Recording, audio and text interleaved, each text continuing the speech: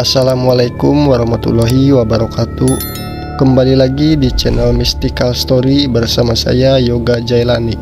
Apa kabar kalian semua? Semoga baik-baik aja dan sehat selalu. Di video kali ini saya akan melanjutkan kisah mistis yang berjudul Bangkitnya Ilmu Wangsa Astra Dharma. Cerita ini berasal dari akun Twitternya Project Zero dengan username @candawarma_853. Buat kalian yang mau baca langsung ceritanya, bisa kunjungi dan follow juga akun Twitter tersebut. Linknya saya sudah sediain di deskripsi. Oke, tanpa berlama-lama lagi, kita langsung saja mulai ke ceritanya.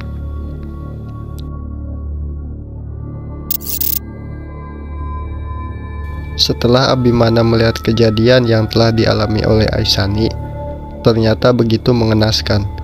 Perasaan pedih di hatinya kini semakin menyeruak dan kini perasaan sedih itu berganti menjadi perasaan marah. Mengapa gadis yang sangat ia cintai setelah ibunya itu harus mengalami nasib yang begitu memilukan? Muka Abimana terlihat memerah dengan urat-urat di wajahnya yang seakan mau keluar. Pipinya kini sudah basah dengan air mata yang terasa panas. Telapak tangannya sekarang sudah dipenuhi oleh darah akibat kuku-kuku yang menancap karena mengepal terlalu kuat. Dan dari mulut Abimana juga sudah mengalir darah segar akibat giginya yang terkatup terlalu kuat. "Kubunuh kalian semua," ucap Abimana dengan napas yang sudah memburu. Tiba-tiba dari luar terdengar suara dentuman keras, suaranya seperti sedang ada pertarungan di luar. Mendengar suara pertarungan itu membuat emosi Abimana menjadi semakin meluap-luap. Brak! Suara pintu yang dibuka dengan keras. Dengan napas yang masih memburu, dia langsung berlari keluar rumah meninggalkan Aisani yang tengah tergeletak tidak sadar. Dari kejauhan kini terlihat ada 4 orang yang sedang dikepung oleh puluhan demit. Bahkan terlihat ada tubuh-tubuh dari warga desa yang terlihat sudah membusuk ikut mengepung mereka. Namun demit-demit dan mayat warga desa yang berusaha menyerang orang-orang itu terlihat terpental terbang ke berbagai arah, menandakan kalau orang-orang itu bukanlah orang biasa. Energinya seperti tidak asing, gumam Abinama yang merasa kalau energi yang terpancar dari jurus orang-orang itu seperti ilmu kanuragan dari Balakrama. Setelah memastikan bahwa orang-orang itu memang dari Balakrama, dia pun berniat membantu mereka.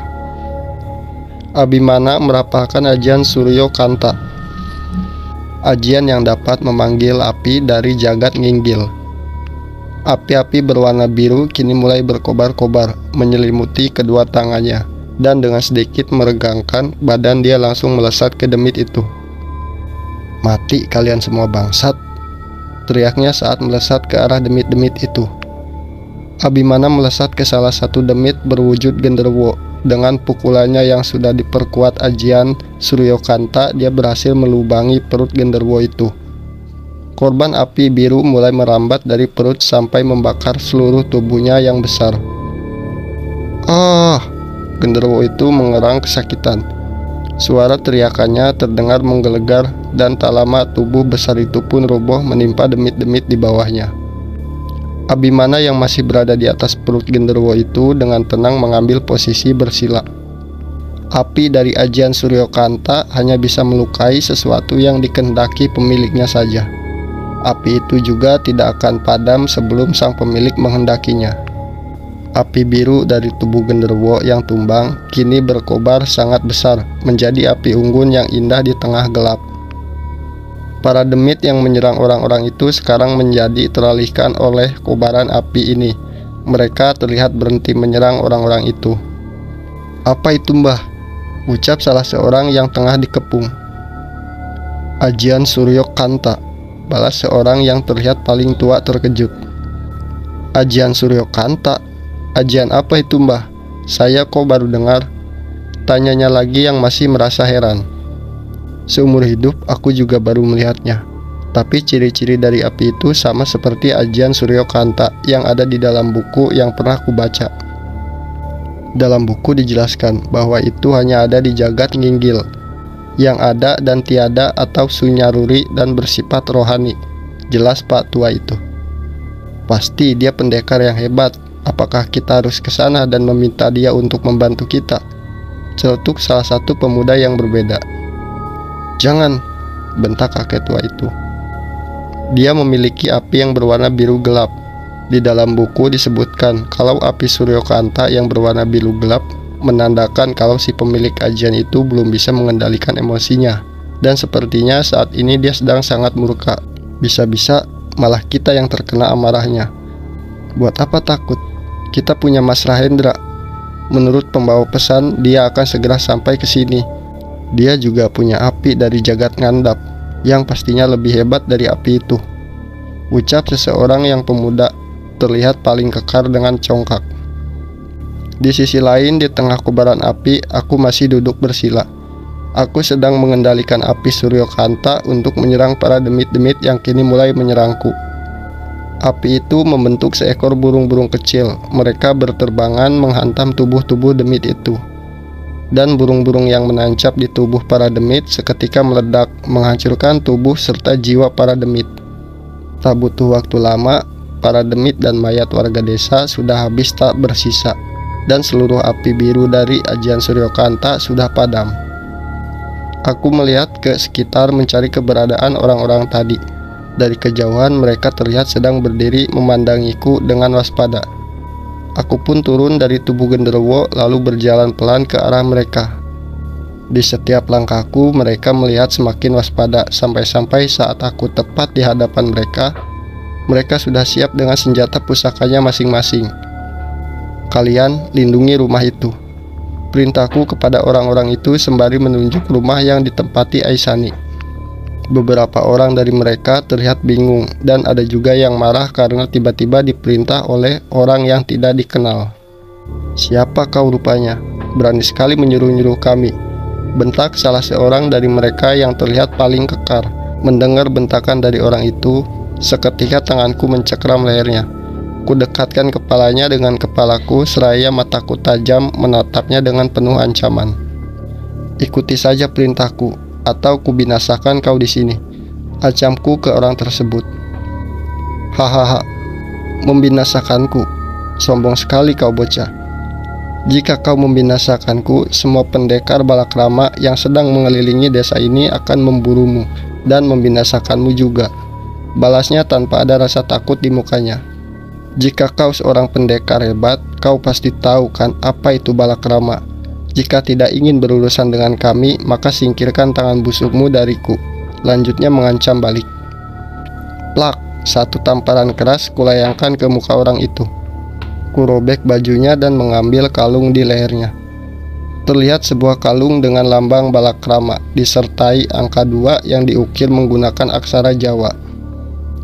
Dwi Karma. Pangkatmu cuma Dwi Karma, tapi berani mengancamku, hardiku. Jadi, di dalam balakrama ada beberapa tingkatan untuk membagi kemampuan para pengikutnya. Peringkat terbawah yaitu Trikrama. Peringkat ini diisi oleh pendekar-pendekar berilmu rendah sampai menengah, dan ada juga beberapa orang awam yang berhasil mendapatkan peringkat ini karena telah berjasa bagi balakrama. Sedangkan peringkat menengah yaitu Dwi Karma. Peringkat ini diisi oleh pendekar-pendekar sepuh dan berilmu tinggi. Dan peringkat pertama yaitu Manunggal. Peringkat ini hanya diberikan kepada orang yang benar-benar mampu dalam hal kedikdayaan dan kecerdasan. Karena Manunggal adalah orang-orang yang akan menggantikan para pemimpin balakrama untuk menjaga tanah Nusantara dari makhluk-makhluk jahat, serta mereka akan menggantikan mengurus padepokan jika para pemimpin sudah tiada. Dan dari dulu, dari ribuan murid yang terpilih untuk menjadi Manunggal, hanya 4 orang saja. Karena balakrama hanya memiliki 4 padepokan, yaitu Sukalimo, Asmaraloka, Karangkabolotan, dan Alaya atau padepokan Kirakyan. Terlihat 2 orang teman pemuda yang kucekik sedang bersiap menyerang ke arahku. Kulemparkan lebih dulu orang yang kupegang ke arah mereka. 1 orang berhasil menangkap orang yang kulempar, sedangkan yang satunya menyerangku dengan sapuan kakinya. Sekarang pukulan berbalas pukulan, tendangan berbalas tendangan. Kini pertarungan menjadi 3-1. Jumlah yang tidak sepadan, tapi sebenarnya bisa saja mereka kukalahkan dengan cepat, namun aku tidak bisa menggunakan seluruh kemampuanku, karena bisa-bisa aku malah membunuh mereka. Apa segini saja kemampuan dari Balakrama yang kalian bangga-banggakan itu? Ejekku di tengah-tengah pertarungan. Mendengar ejekan dariku, muka 3 orang itu menjadi semakin merah. Pertarungan kami dari yang awalnya adu ilmu bela diri, kini berlanjut dengan adu ilmu kanuragan. Pusaka-pusaka mereka yang sedari tadi sudah keluar dari sarungnya, kini terlihat mengeluarkan energi-energi gaibnya. Duar, duar. Suara dari ajian yang saling berbenturan. Ajian demi ajian telah mereka keluarkan, tetapi tidak ada satupun yang berhasil menggores kulitku. "Hei, hentikan!" teriak seseorang di tengah pertarungan kami.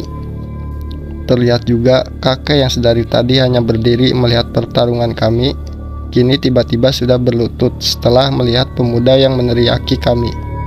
Setelah mendengar teriakan tadi, 3 orang yang menyerangku mulai mengambil jarak dengan lompat mundur.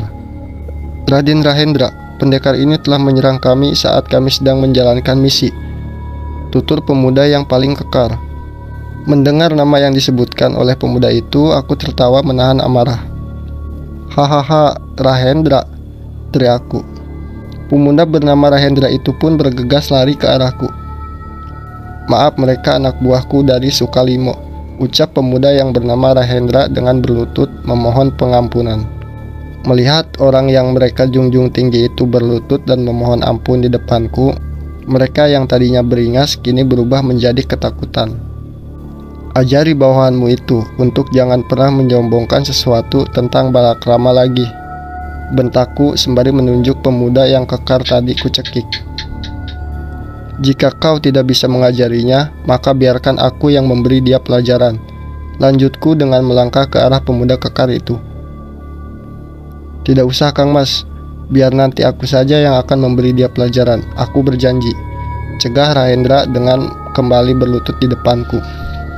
Salah seorang pemuda yang menyerangku pergi menghampiri kakek tua yang terlihat senyum-senyum sendiri melihat aku dan Rahendra. "Mbah tahu siapa orang itu?" tanyanya setelah sampai. "Ya, aku baru ingat. Satu orang yang mempunyai ajian Suryokanta ialah kakak dari Raden Rahendra. Ia adalah Abimana Susmono, anak pertama dari Ki Entus Susmono," jelas kakek tua itu dengan terbahak. "Ya, Rahendra adalah adikku. Aku dan dia hanya terpaut 1 tahun, dan bisa dibilang ia adalah anak haram dari Abah. Dulu ibu Rahendra tidak sengaja diruda paksa oleh Abah yang saat itu sedang dikuasai oleh hawa nafsu. Rahendra dan ibunya harus hidup terpisah dengan kami, karena keputusan ibunya yang tidak ingin meninggalkan padepokan ayahnya.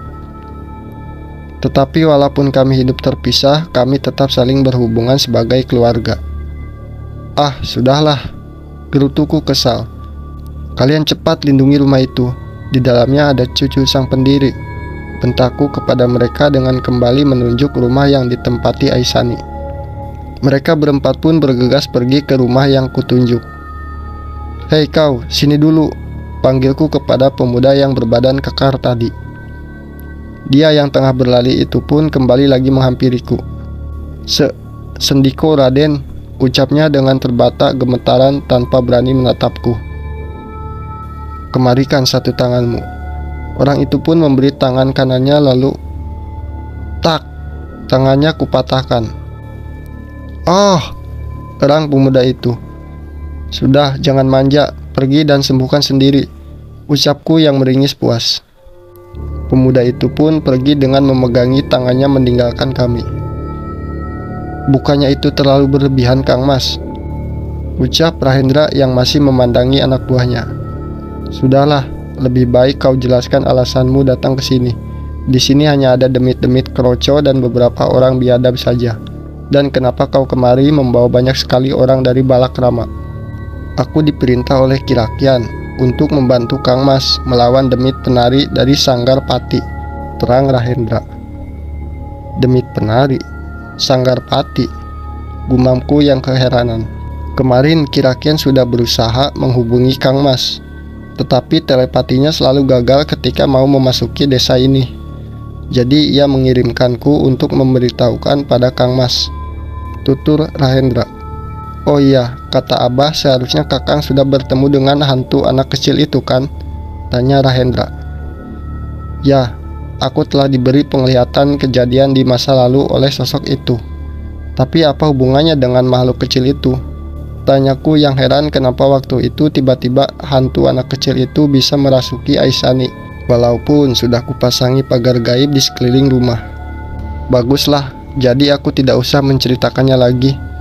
Hantu kecil itu sudah ditanam Abah sedari Kak Aisani masih kecil, untuk menutupi semua indera-indera yang sensitif dari Kak Aisani, agar dia tidak bisa melihat atau merasakan keberadaan dunia sebelah.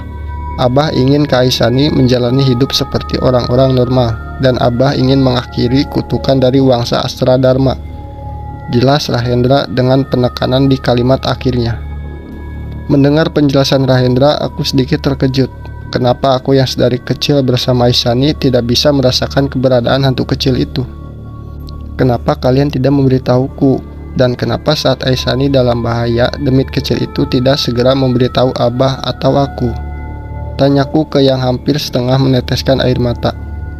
Sebenarnya demit kecil itu sudah berusaha untuk keluar dari desa ini, tetapi menurut penuturannya, ia selalu dihalangi oleh sosok-sosok besar yang menghuni hutan ini.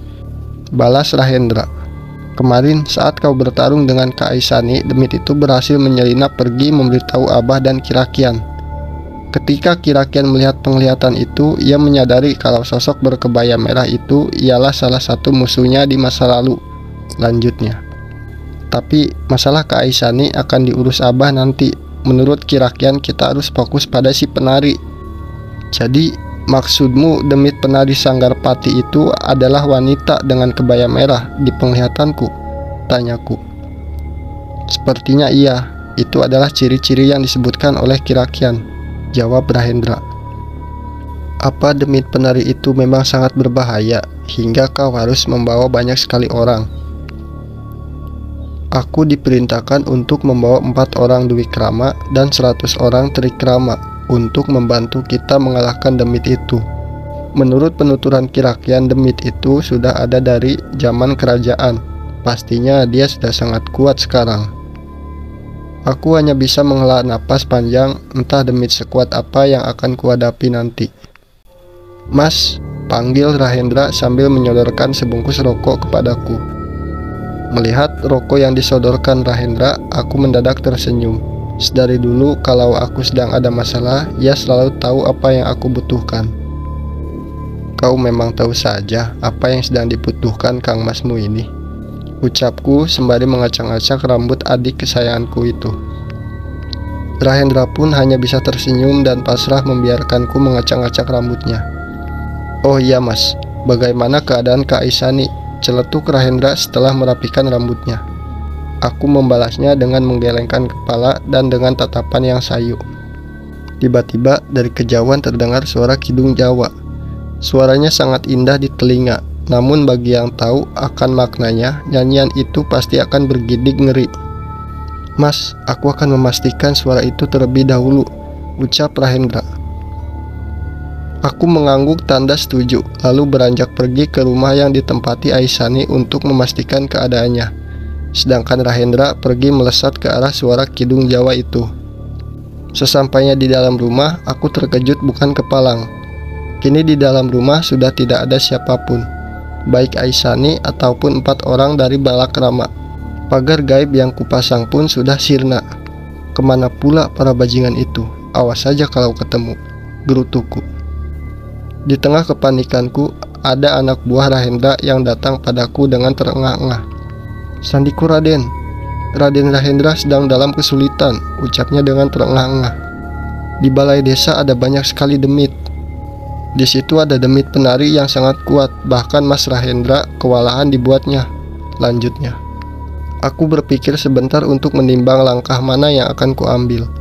Apakah aku harus membantu Rahendra terlebih dahulu atau mengutamakan mencari Aisani?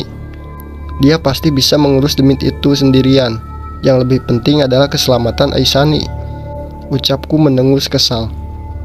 Lagi pula di mana itu anak? Lanjutku bergumam. "Maksud Kakang cucu dari pendiri?" celetuk orang itu.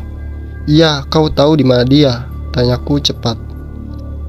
"Dia juga ada di balai desa. Ia sedang menjadi sinden di pesta itu. Kami juga sangat kewalahan dibuatnya. Suara nyanyiannya dapat menghipnotis siapapun yang mendengarnya. Dan nyanyiannya juga bisa mengundang demit-demit dari alam lain," jawab pemuda itu. "Kenapa kau tidak bilang dari tadi?" bentakku yang kesal. "Kau cepat keluar dari desa ini dan beritahu ke Kirakian kalau aku akan menumbalkan tanah di desa ini," perintahku kepada orang itu yang diresponnya dengan mengangguk lalu meninggalkanku.